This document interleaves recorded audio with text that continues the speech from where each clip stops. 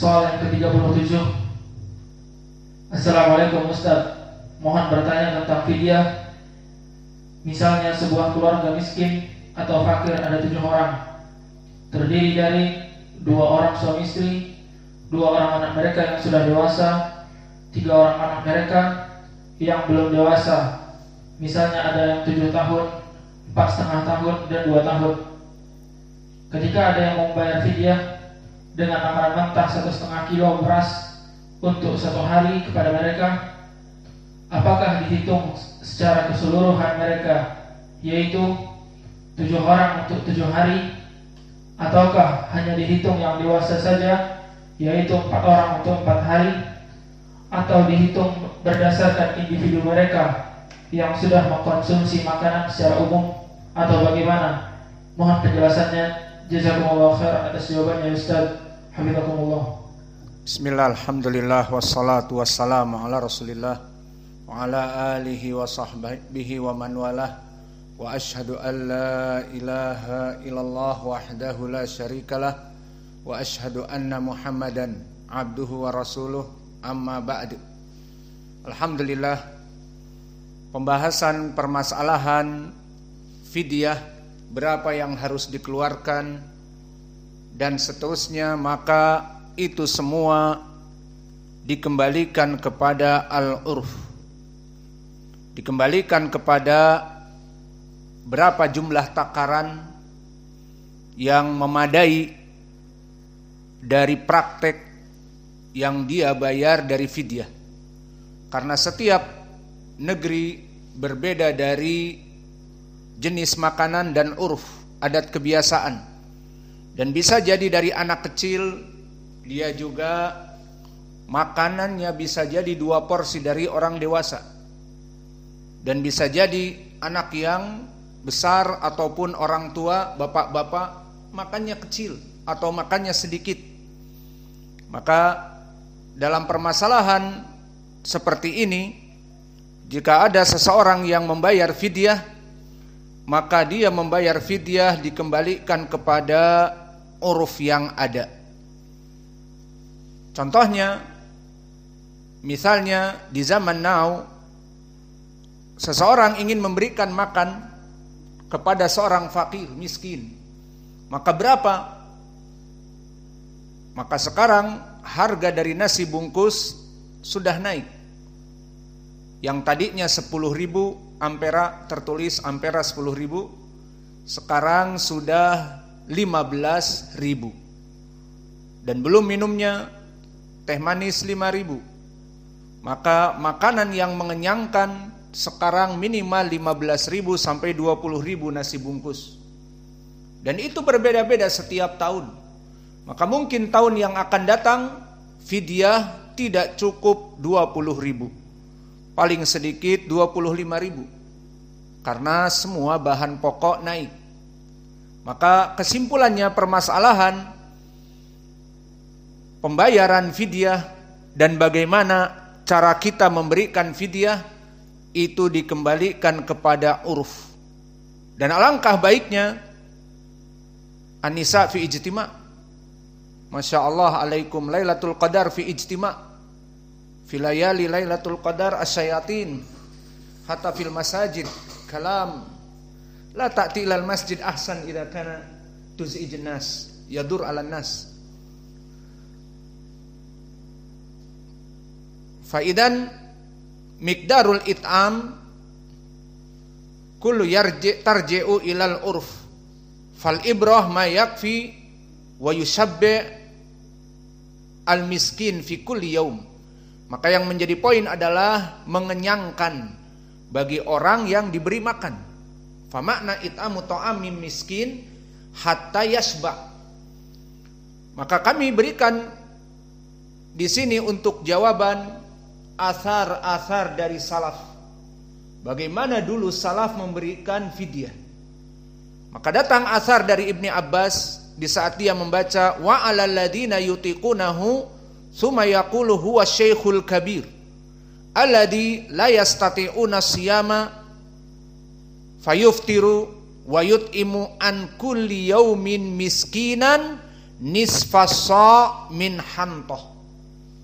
Maka di athar ini disebutkan dari Ibni Abbas, bagi mereka orang-orang yang sudah tua jompo, maka orang tua jompo seperti orang-orang yang sudah tua berusia 80 ke atas atau kurang atau lebih yang tidak bisa berpuasa, maka tidak dipaksakan dia untuk berpuasa, tetapi memberikan makan setiap hari miskin. Maka di dalam hadis Ibni Abbas di sini disebutkan tidak usah dia berpuasa, walakin yut'im an kulli yaum miskin nisfas sa' min hantoh. Wakadzalika ja'at riwayat an Ibni Abbas kadzalik idza ajaza asy-syaikh al-kabir an nisyam at'am an kulli yaumin muddan. Faidan min hadal athar, dari athar ini dari Ibni Abbas, yang mana athar ini barakallahu fikum mahaluh diriwayatkan oleh Imam Ad-Daruqutni wal Baihaqi dari jalan Nasr ibni Ali, haddatsana Yazid ibnu Zurai', haddatsana Khalid al-Hadza an Ikrimah an Ibni Abbas. Maka hadis ini sanadnya sahih, disahihkan oleh Ad-Daruqutni sendiri. Dan begitupun dari hadis yang athar sahih ini menjadi pendalilan bagi kita. Di sini Ibnu Abbas menyatakan setiap hari nisfus sa', wa nisfus sa' ay muddan, wahid sa' arba'atu amdad. Fa fi hadis Ibnu Abbas asyahid min hada al-athar, maka poin yang menjadi pendalilan di athar bahwa Ibnu Abbas memfatwakan cukup dengan memberikan setengah sa'. Setengah sa' adalah 2 dari cangkir ataupun 2 dari kaleng susu. Maka itu yang diinginkan dengan nisfus sa'. Dan nisfus sa' di sini dari tepung ataupun dari zabib ataupun dari kurma itu di Arab. Maka bagaimana di Indonesia? Seperti kami sebutkan tadi, orang Indonesia jika diberikan makanan apa saja, bakso, kemudian diberi makan roti dan sebagainya, dia akan tetap mengatakan belum kenyang karena belum makan nasi. Maka orang-orang Indonesia jika pergi ke tempat seperti McDonald, hamburger dan sebagainya, tidak ada nasi, maka dia berkata aku belum makan, padahal telah makan hamburger, pizza, dan juga french fries. Jadi lapar, jadi pengen. Al-muhim tidak dihitung makan kecuali setelah terpenuhi nasi. Maka kesimpulannya dari athar Ibni Abbas, dibayar satu orang miskin itu bisa nisfus sa', maksudnya dengan 2 kaleng susu ataupun setengah sa' dari tepung, dari zabib dan apa saja. Dan datang juga diriwayatkan oleh Anas ibnu Malik bahwa Anas ibnu Malik do'ufa fi shaum fasana'a jafnah min sarid wada'a salasin miskinan fa'asba'ahum. Maka di dalam athar yang lain yang bisa kita mengambil qudwah tentang bagaimana cara membayar fidyah, dulu Anas ibnu Malik seperti disebutkan di dalam keutamaannya, didoakan oleh Nabi Anas ibnu Malik, Allahumma aktsir amwalah wa tawwil umrahu. Maka wahai Allah, jadikanlah usia Anas ibnu Malik panjang dan hartanya banyak. Maka Anas ibnu Malik kana syekhun kabir, fa idza dakhala ala Ramadan falam yastati an yasuma. Maka dia tidak mampu berpuasa. Lalu bagaimana? Dijamin dalam 1 tahun masuk bulan Ramadan selama 30 hari ataupun 29 hari jika terlihat hilal, maka dia tidak bisa puasa sama sekali. Berarti dalam 29 hari ataupun 30 hari dalam keadaan membayar fidyah. Dan disebutkan di dalam athar tadi bahwa Anas ibnu Malik dha'ufa anisaum aman, dia dalam keadaan lemah dalam berpuasa. Maka fasana ajafnah min sarid. Apa makna jafnah min sarid? Sarid adalah makanan yang mulia indal Arab. Makanan mulia indal Arab. Aina dalil mulia indal Arab? Afdal ta'am indal Arab. Kama fi fadilati Aisyah fi sahihain. Fa inna fadla Aisyah ala sairin nisa ka fadli atharid ala sairi ta'am. Bahwa keutamaan Aisyah dari perempuan kaum muslimin yang lain seperti keutamaan sarid. Dan ini poinnya, keutamaan sarid dari makanan Arab yang lainnya. Lalu apa definisi dari sarid? Sarid adalah makanan dari roti khulita bil lahm. Idan al-khubz khulita bil lahm. Dia adalah roti yang dipotong-potong dicampur dengan daging. Daging unta, daging kambing, apa saja. Maka ini dinamakan as-sarid wa hadzal aqal mufaddal indal Arab. Fakama fil hadis fadlu Aisyah ka fadli sarid ala sairi ta'am. Fa syahid huna fasana ajafnatun min sarid. Maka Anas ibnu Malik membuat sarid yang banyak. Jafnah itu seperti wajan yang besar, semuanya sarid. Wada'a salatina miskinan. Ungdur al-an huwa yad'u salatina miskinan. Dia langsung sekaligus memberikan kepada 30 fakir miskin. Fa asba'ahum. Dan diberikan terus. Mau nambah lagi? Silahkan. Yang masih kenyang nambah. Dikenyangkan 30 orang ini. Maka ini cara yang lain yang dilakukan oleh Anas ibnu Malik. Maka sebelum kita mengambil istimbat dari hadis ini, maka mahalu hada al-athar. Maka athar ini dikeluarkan oleh Imam Ad-Daruqutni dari jalan Ahmad ibn Abdullah. Wakilu Abi Sakhrah haddatsana Ibnu Arafah haddatsana Rauh haddatsana Imran ibnu Hudair an Ayyub an Anas. Maka sanad ini semua rijalnya thiqat. Ahmad ibnu Abdullah dari gurunya Ad-Daruqutni disebutkan oleh Al-Khatib Al-Baghdadi bahwa dia dari rawi yang thiqat. Dan Ruh di sini Ibnu Ubadah dan Sa'id Ibnu Abi Arubah dan Hisham di sini Ibnu Hassan dan Ayyub As-Sikhtiyani.